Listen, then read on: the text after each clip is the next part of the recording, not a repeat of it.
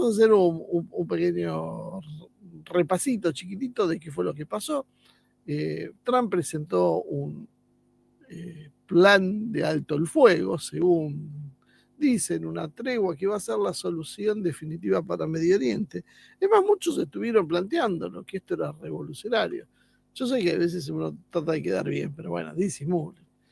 Lo que él pide es un alto el fuego inmediato, cese de hostilidades, liberación de rehenes israelíes y de los miles de prisioneros palestinos. Desarme y disolución del Hamas, entrega de armas, amnistía para quienes acepten la coexistencia pacífica, salida voluntaria para otros. Retirada gradual de Israel de Gaza, pero con un perímetro de seguridad indefinido hasta que la zona sea considerada segura. Una fuerza internacional de estabilización compuesta por países árabes y musulmanes bajo el paraguas de la ONU. Y además, después fueron un poquito más allá, gobernanza temporal, que es un comité tecnocrático palestino, tecnocrático, fíjense la palabrita, supervisado por una junta de paz encabezada por Trump y otra figura como Tony Blair. No sé si recuerdan de quién era Tony Blair, personaje nefasto, también si los hay, ¿no? Que ahora parece que salió otro como el ave fénix, renació de sus cenizas. Reconstrucción humanitaria y ayuda, ingreso masivo de alimentos, medicina e infraestructura básica, plan de reurbanización para convertir a Gaza en un polo económico, horizonte político, es básicamente una vía hacia la autodeterminación palestina y eventualmente un Estado, condicionado a las reformas internas y a la seguridad de Israel.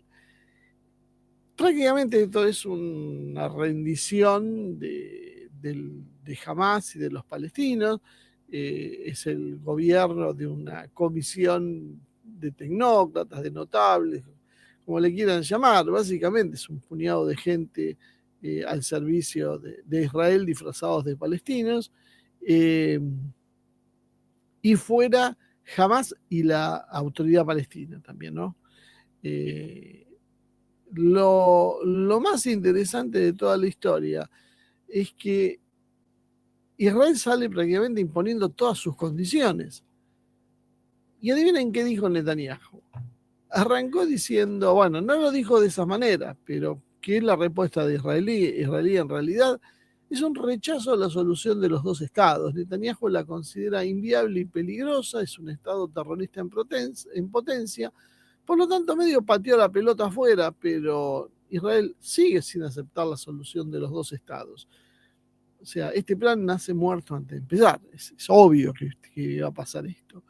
Hay una insistencia en el control de la seguridad, ¿no? Porque se exige mantener el control militar sobre Cisjordania y tener capacidad de intervención sobre Gaza. Claro, sí, obviamente, si ni siquiera van a ser estados. Y hay una desconfianza sobre cualquier soberanía palestina, dado que ven al plan solo como una herramienta para lograr objetivos bélicos, es decir, destruir a Hamas, asegurar las fronteras, evitar amenazas, ¿no?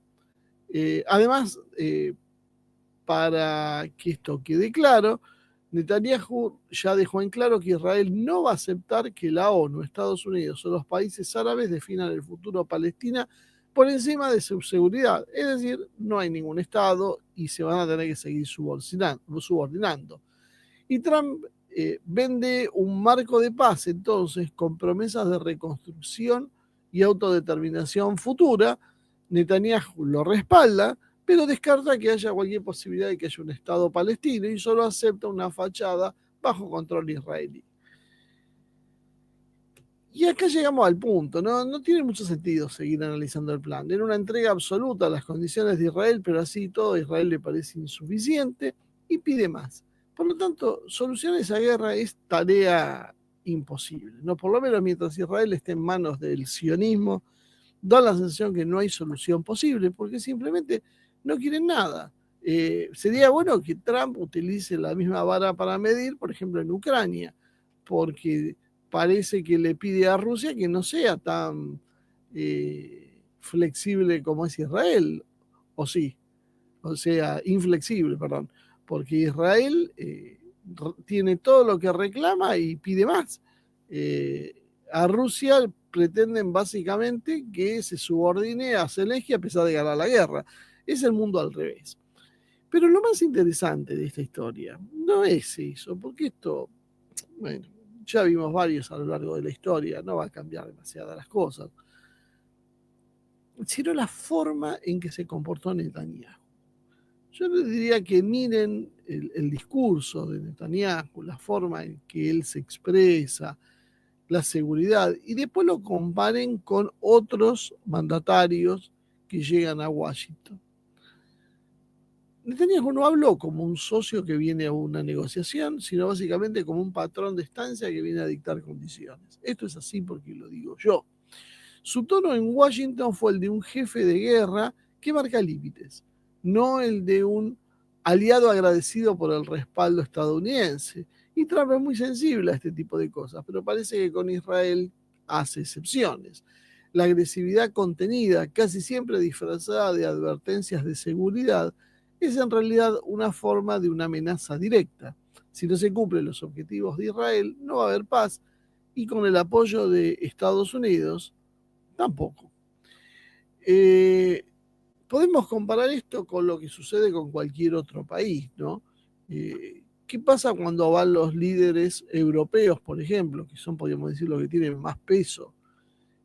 Porque Xi y Putin no se prestan mucho a este juego. Pero los que van a la Casa Blanca y se sientan ahí y ponen sonrisas forzadas, entran con mucha cautela, los vemos, cuidan sus formas, buscan consensos, tratan de no ser irritantes con Trump, se muestran deferentes con los presidentes de Estados Unidos, porque esto excede a Donald Trump. Esto es lo que sucede con cualquier presidente de Estados Unidos, ¿no? Sin embargo, Netanyahu hace lo contrario. Llega, endurece su tono de voz, le recuerda a Trump básicamente quién es el que fija los términos y convierte la visita en una demostración de poder interno hacia Israel y hacia el lobby israelí en Washington. En el fondo, lo que hace Netanyahu es mostrarle al presidente de Estados Unidos, Donald Trump, que Estados Unidos es un país que puede cambiar de política, puede cambiar de presidente, pero la realidad es que la política de verdad la marca Israel y esa es inamovible. No importa si está Trump, si está Obama, si está Bush o quien esté sentado en la Casa Blanca. Da lo mismo. Las reglas del juego las pone Israel. Los europeos, incluso los más influyentes, más pisados, como Starmer, Macron o Scholz, se cuidan, bajan la forma, bajan el tono, tratan de no ser arrogantes, bastante lo son después fuera de la Casa Blanca, se muestran con una simpatía forzada y muy diferentes con todo lo que dice y hace el presidente de Estados Unidos. Luego podrán volver a sus capitales y hacer lo que ellos consideran que les conviene, no siempre van a obedecer, eso es cierto, pero en su casa nadie lo desafía al dueño. Ahí en la Casa Blanca todo el mundo agacha la cabeza y nadie se anima a marcarle líneas rojas en política exterior adelante de las cámaras. Solo lo hizo Netanyahu y parcialmente Zelensky. Zelensky lo intentó, tuvo esa discusión pública. Al principio pareció que la había ganado Donald Trump. Zelensky se fue casi expulsado de Estados Unidos. Pero bueno, parece que los amigos de Zelensky son muy poderosos y Zelensky fue ganando predicamento luego y Trump perdiéndolo. Y Zelensky empezó otra vez con su misma retórica y ya no se vio ese tan cortante e infirme para ponerle límites a Zelensky. Ahora tenemos un Trump que parece que empieza a descubrir que los problemas vienen de Rusia y no de Ucrania, al revés de lo que había dicho hasta ahora. ¿Por qué Netanyahu se anima entonces a hacer esto? Porque Netanyahu tiene una diferencia con el resto. Netanyahu sabe que él tiene la posibilidad de hacerlo. Por eso tiene ese discurso seco, agresivo y lleno de advertencias. No solo además Netanyahu le habla a Trump, no solo le habla al público estadounidense, sino que se dirige al lobby sionista en Washington, donde con cada gesto le recuerda al Congreso, a los donantes y a los medios que Israel simplemente no negocia su seguridad. Eso no está en debate, no acepta presiones y solo impone. Netanyahu convierte la conferencia de prensa entonces en un acto de reafirmación de poder, no solo hacia afuera, sino también hacia adentro. Esto no, yo no digo ni siquiera está bien o está mal, no sé, yo tal vez si fuera israelí me sentiría orgulloso de un presidente que va, se planta y le habla así a Trump. Porque nos estamos riendo de Milei que va corriendo con un impreso para sacarse una foto con Trump. La verdad es más digno lo que hace Netanyahu. Ahora, las razones y a lo que va de Netanyahu es otro problema. Yo lo que estoy hablando es que Netanyahu se planta como lo que es, el líder de un país soberano. Y va un poquito más allá la cuestión, porque en realidad parece imponerse al presidente de quien se supone que es el país más poderoso del planeta. Y esto es una enorme diferencia con cualquier otro visitante de la Casa Blanca. Fíjense solamente lo que hacen los presidentes latinoamericanos, casi todos, ¿no? Por lo menos cuando van a Washington. Los papelones que suelen hacer, obviamente que lo de Milei es incomparable, no hay ningún presidente tan indigno como Milei, pero, y encima todavía él dice que él ha conseguido los créditos por la política, bueno, cada uno le puede llamar como quiera. Es el colmo de patetismo, pero los mandatarios europeos, por ejemplo, piden algunas garantías para mantener las apariencias, su estatus, pero no salen de ahí. Netanyahu, sin embargo, llega y pone orden, levanta la voz, dicta órdenes. Lo hace con la tranquilidad que como decíamos, proviene solo de quien sabe que el aparato de presión en Washington va a respaldar cada palabra, que él tiene con qué bancar lo que dice. Trump puede hablar de paz, puede adornar su plan con promesas de reconstrucción, decir que va a ser toda una maravilla, pero ¿qué es lo que termina primando? El mensaje final de Netanyahu.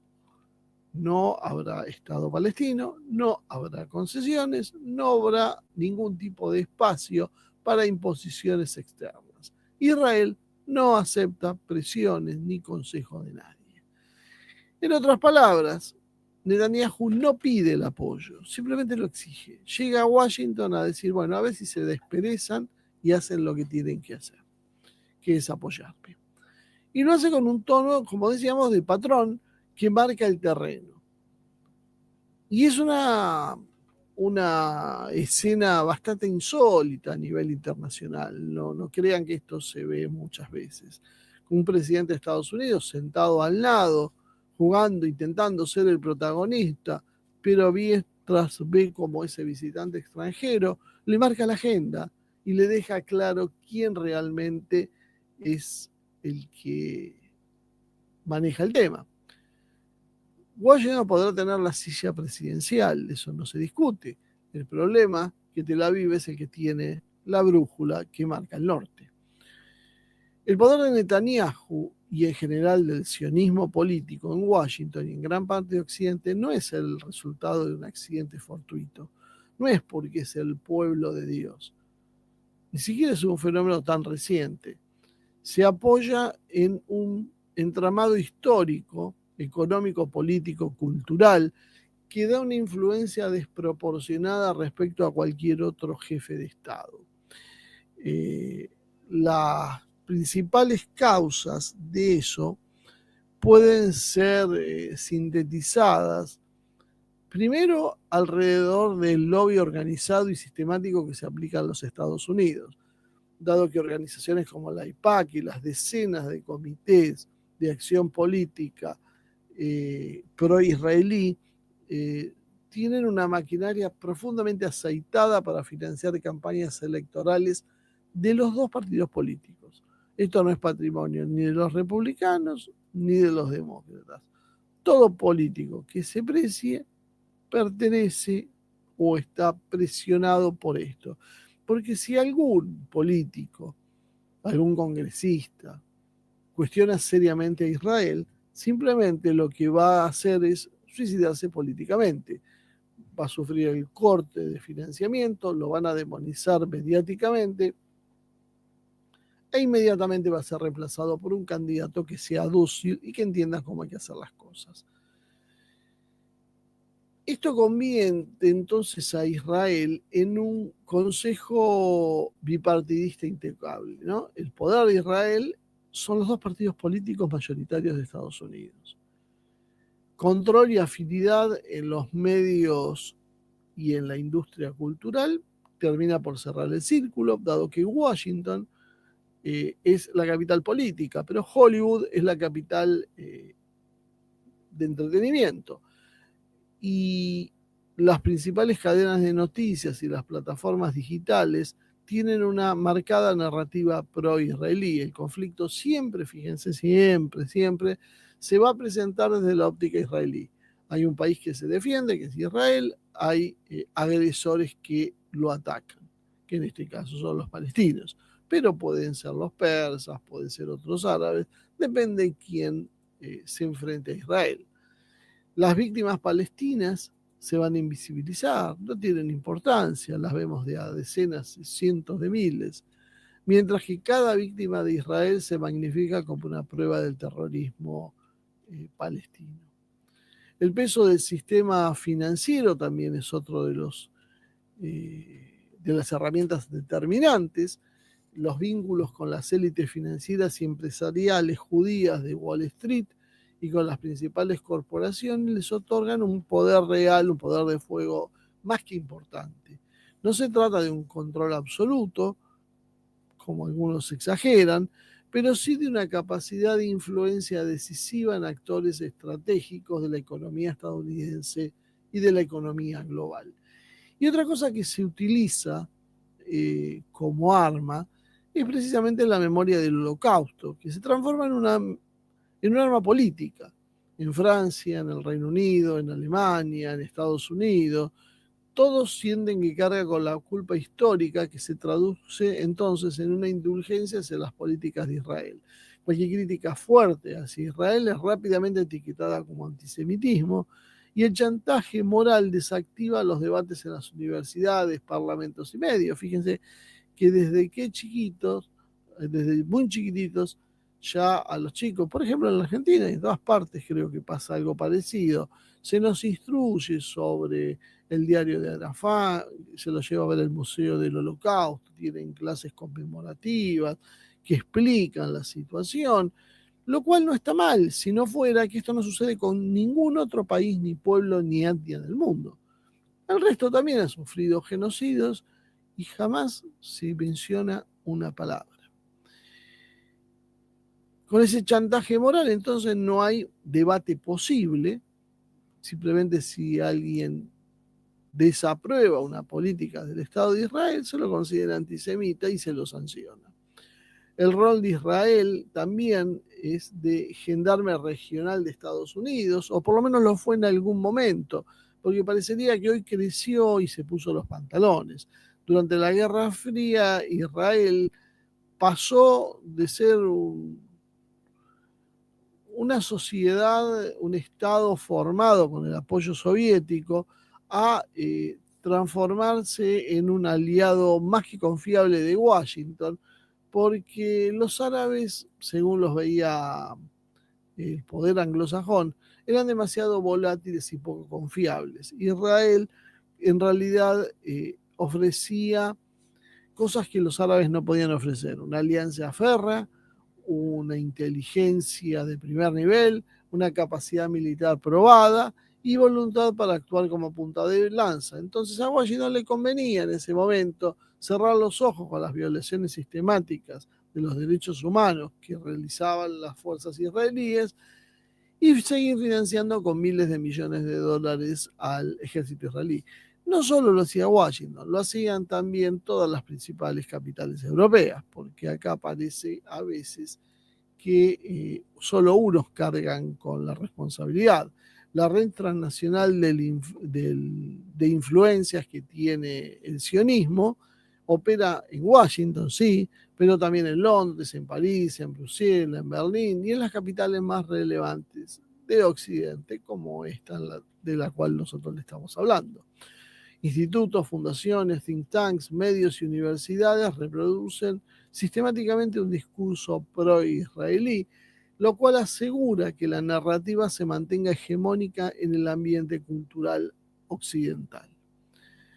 Hay un componente adicional que es el fervoroso religioso evangélico, dado que millones de cristianos evangélicos de Estados Unidos creen que la lectura bíblica que presenta a Israel como una pieza central del plan divino se identifica, se asocia con el moderno Estado de Israel, que poco tiene que ver con lo que eran los israelitas originales, y ese moderno Estado de Israel simplemente es una creación que los propios judíos ortodoxos denuncian como una impostura. Esta base electoral es enorme y condiciona a los políticos norteamericanos, ya terminé igual, que no solo ven a Israel como un aliado estratégico, sino también como un mandato religioso. En resumen, entonces, Netanyahu puede hablar en Washington con un tono desafiante porque tiene una estructura que lo banca. El lobby le garantiza la obediencia política, los medios moldean la opinión pública, el chantaje del antisemitismo silencia las críticas. La alianza militar en realidad termina por reforzar la dependencia estratégica y el componente religioso le da una legitimidad emocional. Es un poder acumulado de varias capas que convierte a Israel en un actor con licencia, como decía James Bond, con licencia para matar. Puede hablar como ningún otro líder extranjero en Washington sin que nada pase. El esqueleto de la política exterior de Washington en el último medio siglo se explica por esta situación, por este engranaje que está en movimiento.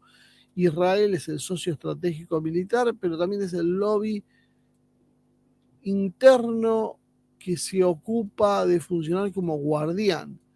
La culpa histórica es una especie de escudo moral y la narrativa mediática modela la opinión pública. Entonces, en los últimos años, esto ha tenido una cuestión adicional que es el factor woke, que a primera vista parecía un fenómeno autónomo, que no tenía nada que ver, pero que luego se ha ido conectando con las agendas de poder. La lógica woke funciona como una herramienta de disciplinamiento cultural, dado que disuelve las identidades nacionales y neutraliza las resistencias, colocando bajo sospecha cualquier pensamiento crítico que no encaje en los nuevos dogmas.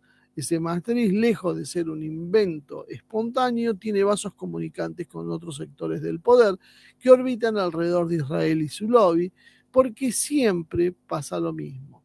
Silenciar, aislar y deslegitimar a los opositores es la forma. La paradoja actual es brutal, mientras el Estado, que se presenta como una etnocracia judía, termina cerrado en la defensa de su identidad y de su territorio, es el que empuja a Occidente hacia un discurso que niega las identidades reales y abre las fronteras y disuelve las tradiciones. En Israel, todo fortaleza y exclusión; en Occidente, deconstrucción y debilitamiento.